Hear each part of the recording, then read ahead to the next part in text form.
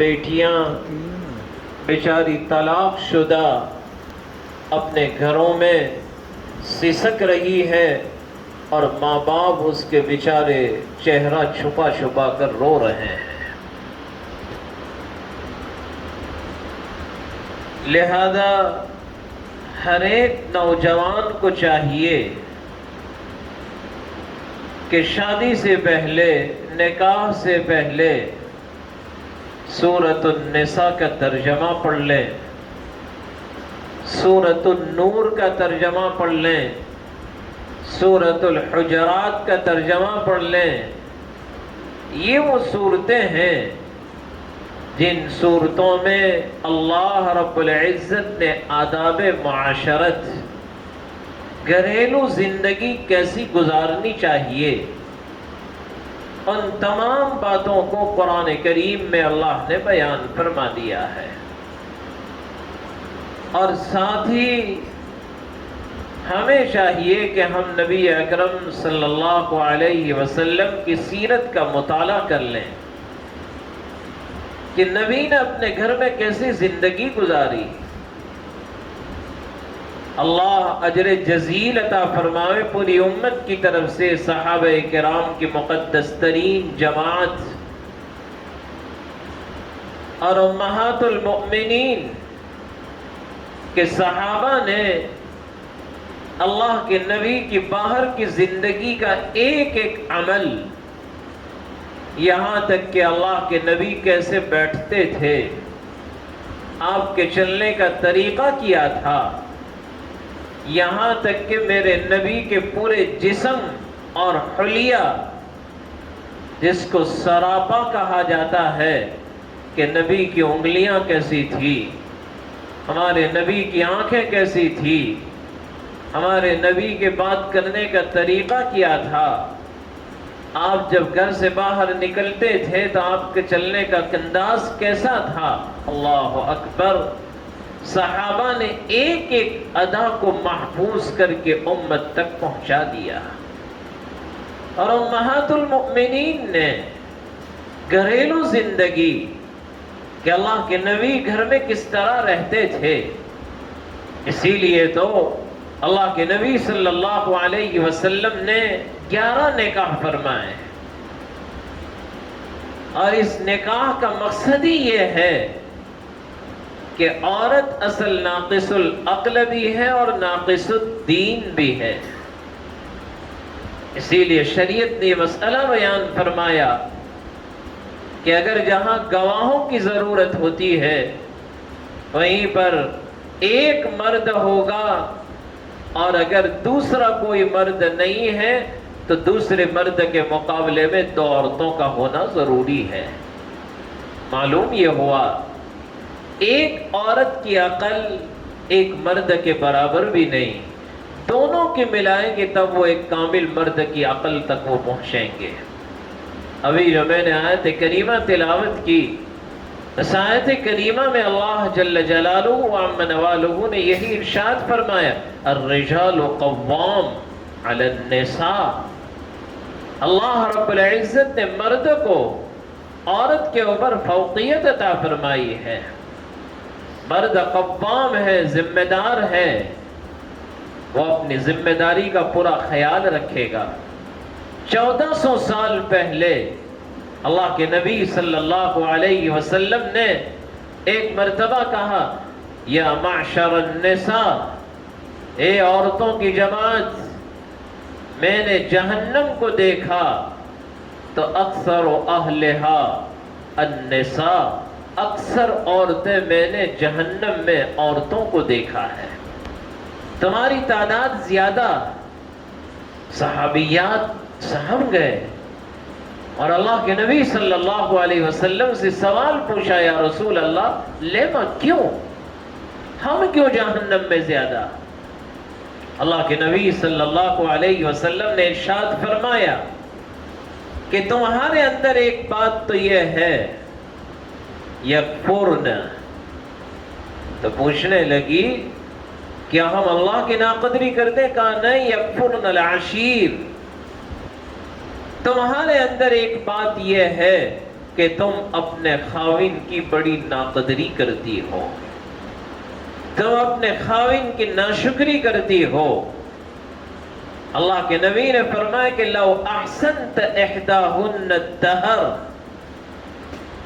اگر تو زمانے بھر بھی اس کے ساتھ اچھا سلوک کرتا رہے، اور اگر کبھی کبھار ایک بات اس کے منشا کے مطابق اگر آپ نے اس کی پوری نہیں کی، تو فوراً یوں کہہ دے گی ما رأیت منک خیرا قط، ما رأیت منک خیرا قط، میں نے کبھی بھی زندگی میں آپ کے گھر میں آ کر سکون نہیں دیکھا، میں نے کبھی تمہارے گھر میں سکون نہیں پایا۔ اور وہ کہہ دے گی کہ میں نے تیرے گھر میں دیکھا کیا، 2 ٹھیکرے اور 2 چیتھڑے، حالانکہ آپ نے اس کے لیے پورے الماریاں بھر دی ہو، سونے چاندی کے زیورات سے پورے جسم کو ڈانپ دو، لیکن ایک بات اس کی پوری نہیں ہوئی، تو فوراً کہہ دے کہ ما رأیت منک خیرا قط، میں نے کبھی تجھ سے بھلائی نہیں دیکھی، میں نے تیرے گھر میں سکون ہی نہیں دیکھا۔ اس روایت میں اللہ کے نبی صلی اللہ علیہ وسلم نے یہ بات بیان فرمائی۔ اس کا مطلب یہ نہیں کہ اللہ کے نبی عورتوں کی غیبت کر رہے ہیں، میرے نبی نے کبھی کسی کی غیبت نہیں کی، اللہ کے نبی کسی کی غیبت نہیں کر رہے ہیں۔ اللہ کے نبی صلی اللہ علیہ وسلم اس امت کے مردوں کو یہ کہنا چاہتے ہیں کہ اللہ نے اس کی فطرت ہی ایسی بنائی ہے، اس کی فطرت میں یہ بات ہے، یکفرن العشیر ویکثرن اللعن، بہت زیادہ لعن طعن کرنے والی، اگر آپ سے ذرا بھی چوک ہو گئی منٹوں میں پوری زندگی کے سلوک کو ایک دم پانی پھیر دیتی ہے۔ یہ اللہ کے نبی 1400 سال پہلے ان کی فطرت بیان کر کے چلے گئے کہ ان کی فطرت یہ رکھی ہے، اور پھر اللہ کے نبی نے ارشاد فرمایا کہ اس کو پیدا ہی کیا گیا ہے ٹیڑھی پسلی سے۔ اس سے پیدا ہوئی ہے بھائی ٹیڑھی پتلی سے، یہ اوپر والی پسلی اور ٹیڑھی ہوتی ہے۔ اللہ کے نبی فرما رہے ہیں اگر تمہیں اس سے کام نکالنا ہو تو ٹیڑھے پن کی حالت میں ہی کام لیتے رہنا، اگر آپ سیدھا کرنے گئے تو بات ٹوٹ جائے گی، سیدھا کرنے کی بالکل کوشش مت کرنا، اس کے ٹیڑھے پن کو ساتھ میں لے کر اگر آپ چلیں گے خدا کی قسم آپ کی زندگی میں سکون ملے گا۔ تو اللہ کے نبی صلی اللہ علیہ وسلم مردوں کو یوں کہہ رہے ہیں کہ الرجال قوام، اللہ نے تمہیں عقل مند بنایا ہے، ایسے موقع پر ایسے حالات میں آپ کو اپنے آپ پر کنٹرول کرنا ہوگا۔ ایسا نہیں کہ اس نے اگر آپ کو تانا دیا، اس نے آپ کے سامنے کچھ اونچ نیچ ہو گئی تو ہم بھی تیش میں نہیں آئیں گے، اگر آپ بھی غصے میں آ گئے تو وہ غصے میں آئے گی، تو ہم میں اور اس میں فرق کیا ہے؟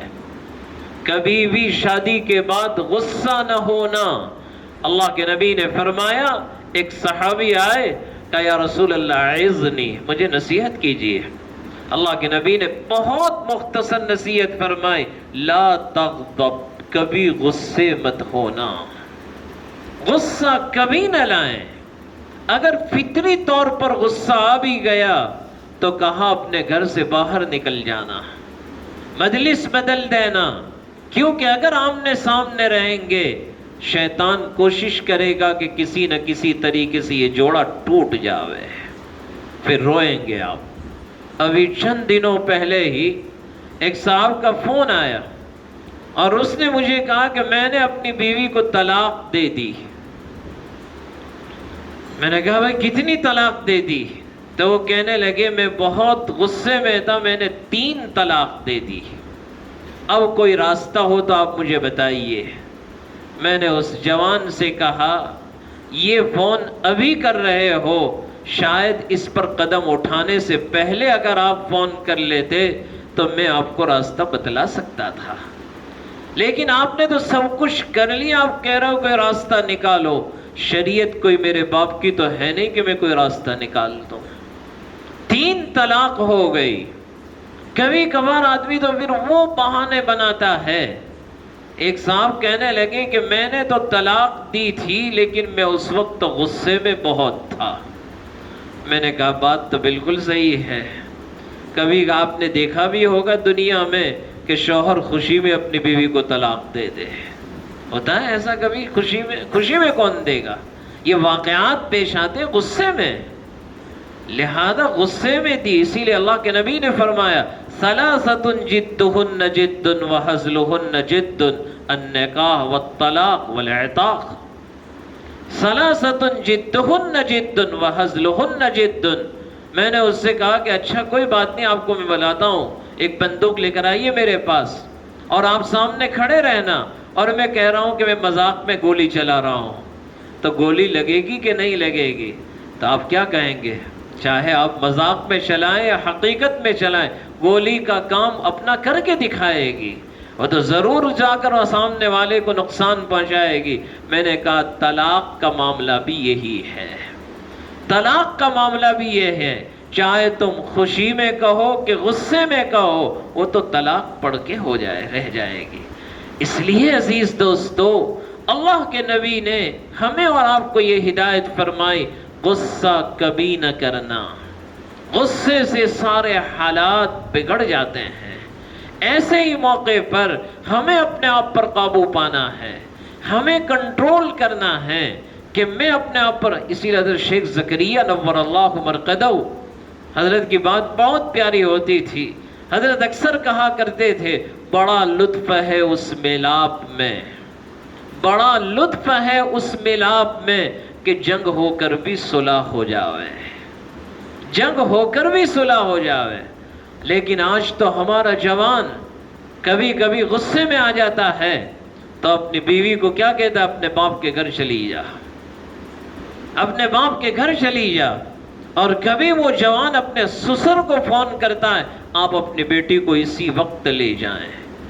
تیرے تو یہ جملے نکل گئے، لیکن اس باپ کو جا کر پوچھنا، اس بیچارے کے دل پر آرے چلتے ہیں کہ جس لخت جگر کو اتنے محبتوں کے ساتھ پالا تھا اور میں نے جگر کا ٹکڑا کاٹ کر اسے دے دیا، اور آج مجھے میری بیٹی کے بارے میں تانے دے رہا ہے۔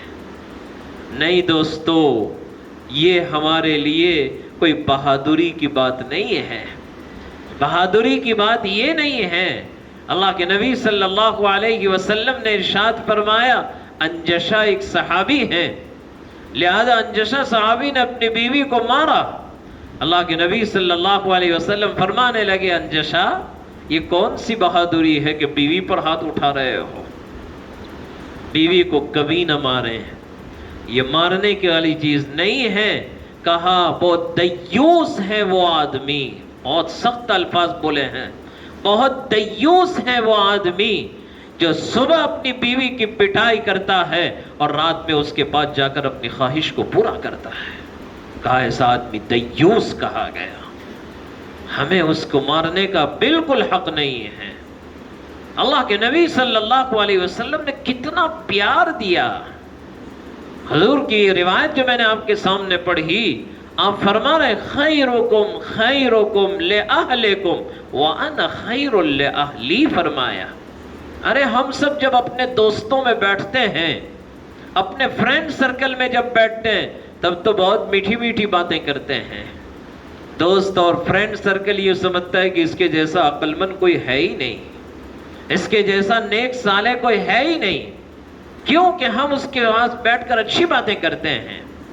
لیکن فرمایا اگر آدمی کو پرکھنا ہو اور اس کے حالات کو جانچنا ہو تو کہا گھر والی سے جا کر پوچھو، جس کو اس کی گھر والی نے کہہ دیا یہ بڑا اچھا آدمی، یہ دنیا کا سب سے بہتر آدمی ہے، یہ دنیا کا سب سے اچھا آدمی ہے۔ خیرکم خیرکم لأہلکم وَأَنَا خَيْرٌ لِأَہْلِی، فرمایا۔ اللہ کے نبی فرماتے ہیں میں اپنے گھر والوں کے لیے سب سے اچھا آدمی ہوں، میں اپنے گھر والوں کے لیے سب سے بہترین آدمی ہوں۔ کیسی محبت دی ہوگی اللہ کے نبی نے.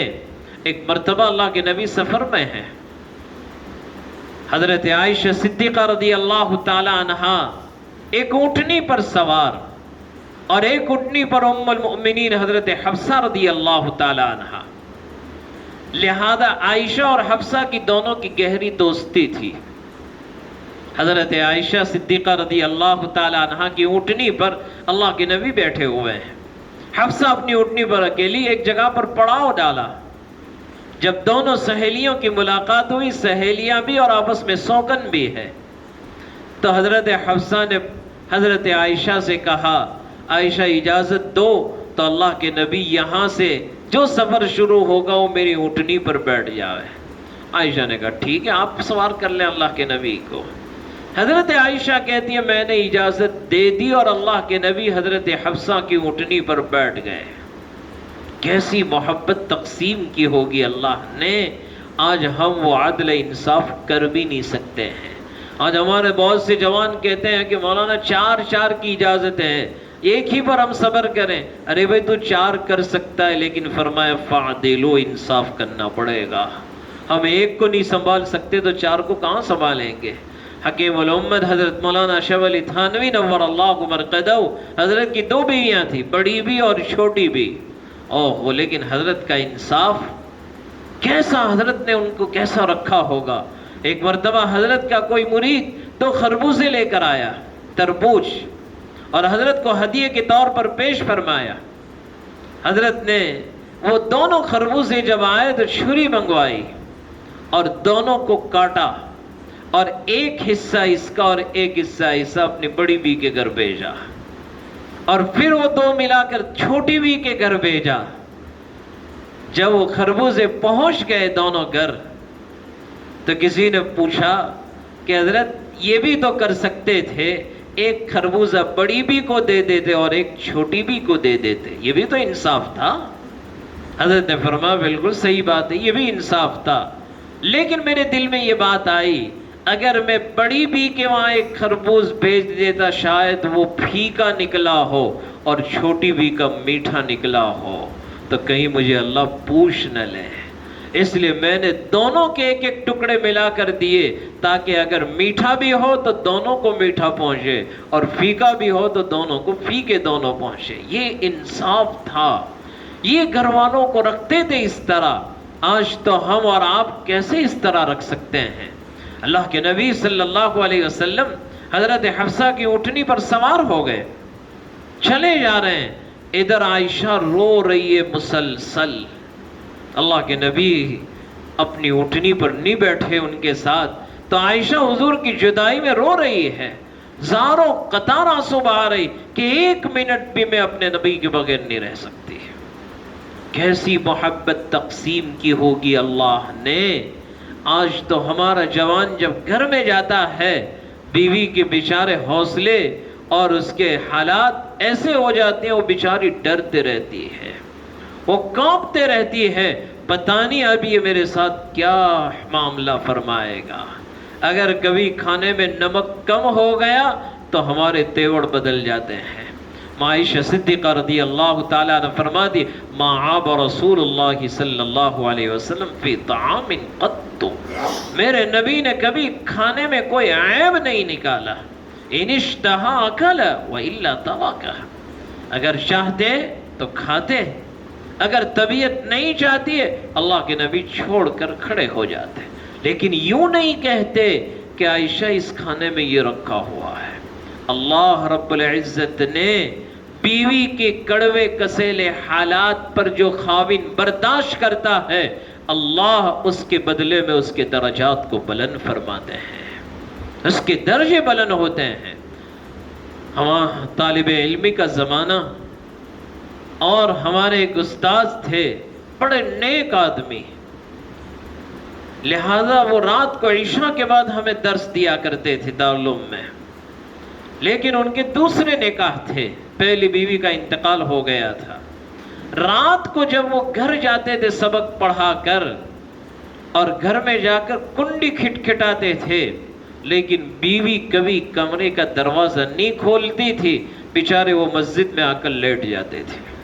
روزانہ ایسے حالات.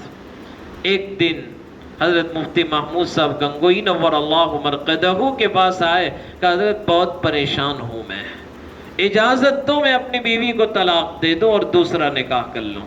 اس وقت حضرت نے جملہ پڑھوایا کہ تمہیں کیا پتا اللہ نے جو تم کو اس خدمت کے لیے قبول فرمایا ہے، تمہیں کیا پتا اسی پر جس حالات پر تم صبر کر رہے ہو اللہ نے اسی وجہ سے تم کو یہ خدمت کے لیے قبول فرمایا، صبر کرتے رہو. وہ ایک بزرگ جب ان کا مرید ان کے گھر پہنچا اور بیوی سے پوچھا کہ ہمارے شیخ کہاں ہیں، تو اس نے گالیاں شروع کر دی اور کہا کہ جاؤ جنگل میں ہوں گے ڈھونڈ لے ان کو.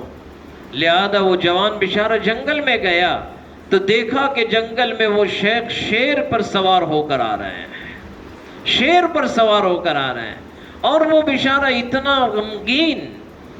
حضرت نے اس کا چہرہ دیکھ کر ہی کہا یہ جو مجھے شیر پر سوار ہونے کی حالت میں تو دیکھ رہا ہے یہ اسی پر صبر پر اللہ نے یہ مقام عطا فرمایا جو تو میرے گھر سن کر آیا ہے.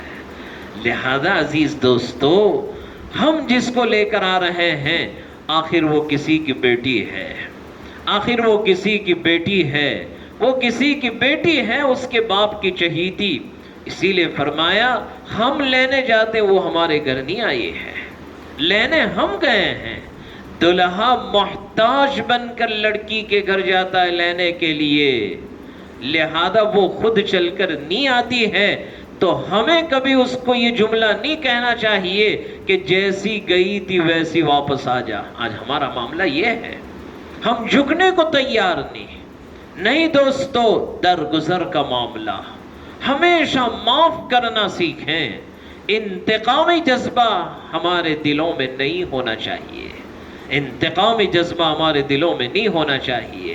اسی لیے آج کل ہمارے جوانوں کا معاملہ یوں ہو گیا ہے کہ لو بیفور میرج کا نہیں، لو آفٹر میرج ہونا چاہیے. بیفور میرج لو کوئی کام کا نہیں، آفٹر میرج لو یہ کام کی چیز ہے کہ نکاح کے بعد ہم اس سے محبت کریں، نکاح کے بعد اس کو محبت دیں. ہاں ظاہر ہے دو برتن ہیں، کبھی ٹکراؤ ہوتا بھی ہے، کبھی ٹکراؤ ہوتا بھی ہے، لیکن ایسا ٹکراؤ نہیں ہونا چاہیے کہ پورے محلے والوں کو پتہ چل جاوے. آج تو ہمارا حال یہ ہوتا ہے کہ ہمارا جوان جب نکاح کر کے آتا ہے 1 سال تو ایسا گزرتا ہے، ایسا گزرتا ہے، بیوی بولتی ہے خاوند سنتا ہے. دوسرے سال میں وہ معاملہ آتا ہے کہ خاوند بولتا ہے بیوی سنتی ہے، اور تیسرے سال میں وہ معاملہ آ جاتا ہے کہ دونوں بولتے اور پورا محلہ سننے لگتا ہے. نہیں ایسا نہیں ہونا چاہیے. میاں بیوی کا جھگڑا کہاں تک؟ اس کے بیڈ روم تک، تیسرے کو پتہ بھی نہ چلے، آپس میں صلح کر لے. اللہ کے نبی صلی اللہ علیہ وسلم اپنی بیٹی خاتون جنت کے گھر تشریف لائے. اللہ کے نبی صلی اللہ علیہ وسلم نے پوچھا یا فاطمہ این ابن عمی کی، فاطمہ تیرے چچا کا بیٹا کہاں گیا؟ این ابن عمی کی، تیرے چچا کا بیٹا کہاں گیا؟ چونکہ حضرت کو پتہ چل گیا کہ شاید کچھ انبن ہوئی ہے، حضرت فاطمہ نے یوں کہا یا رسول اللہ صلی اللہ علیہ وسلم وہ فی المسجد، وہ مسجد کی طرف گئے ہیں. اللہ کے نبی سیدھے مسجد نبوی میں پہنچے تو دیکھا کہ علی مسجد کے اندر لیٹے ہوئے ہیں اور چادر بھی کندھے سے نیچے گری ہوئی ہے اور اوپر گرد و غبار. اللہ کے نبی نے اسے صاف کیا وہ مٹی کو اور کہنے لگے قم یا ابا تراب، قم یا ابا تراب، اے مٹی کے ابا کھڑے ہو جاؤ. حضرت علی کو کھڑا کیا. اللہ کے نبی نے اپنے ہاتھ میں ہاتھ لیا اور پھر سیدھے گھر لے کر آئے اور حضرت فاطمہ کو بلایا. اسی لیے دوستو یہ ہمارے لیے نبوی طریقہ، یہ نبوی سارے طریقے ہمارے لیے آئیڈیل اور نمونہ ہیں. آج تو ہمارے درمیان میں کچھ انبن ہوتی ہے تو ہمارا جوان یوں کہتا ہے اب ایسے نہیں لاؤں گا، پوری جماعت کو میں جمع کروں گا. اللہ اکبر، کسی کی عزت کی نیلام کرنے بیٹھا ہے. کبھی تو یوں کہتے تیرے سارے رشتہ داروں کو جمع کروں گا. اور پھر ان کے سامنے تجھے معافی منگواؤں گا۔ یاد رکھیں دوستو، معافی منگوانے والا کبھی کامیاب نہیں ہوتا ہے، معافی مانگنے والا کامیاب ہے۔ معافی مانگنے والا کامیاب، معافی منگوانے والا نہیں۔ اسی لیے اللہ کے نبی صلی اللہ علیہ وسلم نے بڑی بہترین تعلیم دی، صل من قطعک واعف عمن ظلمک۔ ارے جو تم سے توڑے اس سے جوڑنا چاہیے، اور جو تم پر ظلم کرے اسے معاف کر دینا چاہیے۔ صل من قطعک واعف عمن ظلمک، جوڑو جو تم سے توڑے اور معاف کر دو اس کو جو تم پر ظلم کریں۔ آج ہمارے جوان کی ایک سوچ ہو گئی کہ اگر کبھی بیوی نے کچھ بول دیا تو کوئی بات نہیں، سن لینا چاہیے۔ اللہ کے نبی جب ہجرت کر کے تشریف لے گئے مکہ المکرمہ سے مدینہ منورہ، لہذا وہاں پر مدینہ منورہ میں معاملہ یہ تھا، عورتیں غالب تھی، مرد مغلوب تھے۔ وہاں پر عورتوں کا سکہ چلتا تھا، مردوں کا نہیں۔ اللہ کے نبی صلی اللہ علیہ وسلم جب وہاں ہجرت کر کے گئے، حضرت عمر ابن خطاب رضی اللہ تعالیٰ عنہ ایک مرتبہ اپنی بیوی سے کچھ کہا تو بیوی نے سامنے جواب دیا، تو عمر کا پارا تو ایک دم ہائی، ایک دم بی پی ایک دم ہائی ہو گیا کہ اچھا آج اتنی جرأت مجھے ثواب دے رہی ہے۔ کہا کیوں غصے ہو رہے ہو، میں تنہا نہیں بولتی ہوں، نبی کی بیویاں بھی نبی کو جواب دے دیا کرتی ہے۔ ہاں ایسی بات ہے؟ کہا ہاں بالکل صحیح ہے۔ حضرت عمر ابن خطاب سیدھے گئے اپنی بیٹی حفصہ کے پاس، حضرت حفصہ سے کہا حفصہ دیکھنا کبھی سوکن کو دیکھ کر یہ کام کبھی نہ کرنا، نبی سے کوئی چیز کا سوال مت کرنا، مجھ سے مانگ لینا، لیکن نبی کے سامنے کبھی تو جواب نہ دینا۔ اللہ کے نبی صلی اللہ علیہ وسلم کی خدمت میں عمر آئے اور کہا یا رسول اللہ صلی اللہ علیہ وسلم، ہم قریش ہمارا سکہ غالب، لیکن جب مدینہ آئے انصار کا معاملہ الٹا، لہذا خربوزہ خربوزے کو دیکھ کر کلر پکڑتا ہے، تو ہماری بیویوں پر بھی ان کی بیویوں کا رنگ چڑھا۔ یہ جملہ جب کہا تو اللہ کے نبی مسکرانے لگے، کہا عمر بالکل صحیح کہہ رہے ہو، بالکل بات تمہاری صحیح ہے، یہاں پر ہمارا بھی معاملہ وہی ہو گیا۔ اسی لیے کہتے ہیں حضرت یوسف کے زمانے میں مصر کا حال وہ تھا کہ اس زمانے میں مصر کے علاقے میں شیر زندہ ہی نہیں رہتے تھے، کیونکہ شیر کا کچھ آتا ہی نہیں تھا، شیرنی غالب رہتی تھی۔ کل میں دولکا میں تھا تو وہاں پر مرکز پر بیان ہوا اور اس کے بعد نکاح کی مجلس تھی، تو وہاں پر میں نے یہی بات کہی کہ بھئی دولکا میں کون سا سکہ چل رہا ہے، رانی سکہ ہے کہ راجہ سکہ ہے؟ تو سب نیچے سر جھکا دیا۔ میں نے کہا ہر جگہ رانی سکہ ہی غالب رہتا ہے۔ لیکن عزیز دوستو یہ محبت کی باتیں ہیں، اللہ کے نبی نے کتنا پیار دیا۔ ہمیں اپنے گھروں میں اگر سکون لانا ہے محبت تقسیم کرنی پڑے گی۔ آج ہمارا جوان معمولی باتوں پر طلاق کے واقعات پیش آ جاتے ہیں۔ ابھی چند دنوں پہلے میں نے عبدالرزاق بھائی سے کہا کہ وہ جوان بیٹی بیچاری زاروں قطار رو رہی ہے اور کہہ رہے میرا کوئی قصور نہیں، اور اس بیچاری کی طلاق ہو گئی۔ اب اس کے ماں باپ کسے اپنی داستان جا کر گئے، کہاں جائیں گے؟ وہ بیچاری کی زندگی تو نے برباد کر دی، کیوں آخر ایسا ظلم کر رہے ہو؟ آج سماج میں طلاق کے واقعات بہت بڑھ رہے ہیں۔ اگر یہ ہمارا نوجوان طبقہ ابھی سے یہ سوچ لیں کہ میں کبھی بھی وہاں تک قدم کبھی نہیں اٹھاؤں گا انشاءاللہ، برداشت کر لیں، برداشت کر لیں۔ اور کیسے کیسے بہانے، ایک مرتبہ ایک مولانا کہنے لگے کہ طلاق بھی عجیب عجیب ہونے لگی۔ ایک میاں بیوی دونوں بڑی محبت سے رہتے تھے، اور ایک دن کھانے کے لیے بیٹھے، جمعہ کا دن تھا، لہذا کھانے کے لیے بیٹھے تو بیوی نے بہترین مٹھائی دسترخوان پر رکھی، شوہر کو بڑی پسند آئی، اس نے تعریف کی مٹھائی بہت اچھی ہے ماشاءاللہ۔ تو وہ بیچاری نے پوچھا کہ وہ کہاں سے آئی یہ مٹھائی؟ اس نے صرف اتنا کہا یہ مٹھائی میری ماں باپ نے بھیجی ہے۔